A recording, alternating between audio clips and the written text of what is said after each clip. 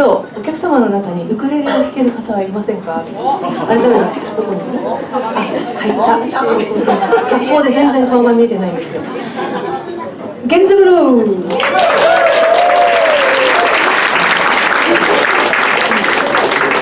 ケン君ともめちゃくちゃ長いんですね、お付き合いがね。ケン君も何年だろうね。大体十何年ですよね。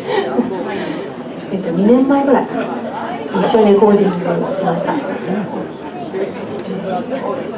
ハワイアンウェディングソングスというね、花嫁さんがリクエストした曲を演奏するというテーマなんですけど、1曲だけ歌を私が入れさせてもらって、結婚行進曲ワウグナーのあれに歌詞をつけて歌ってほしいっていう無茶ぶりのね無茶ぶりはね、こっちのセリフですよ。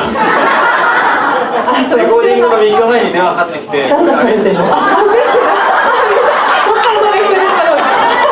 コーディングの3日前に電話かかってきて、これアレンジして本番で、しかもリハしてぶっつけで。ごめん、そうなの、そうだ。今日もお客さんでね、のんびり見るつもりで来たら、昨日電話かかってきて、明日演奏してくれる。ゲストってそういう立場になんかそういうシチュエーションが多いよね。歌詞をさ、ジボさんが書いてくれたんですよ。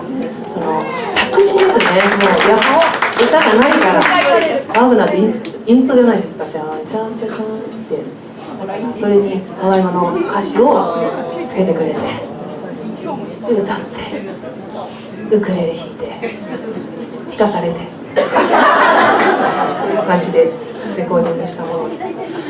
じゃあ本物で今日本物バージョン。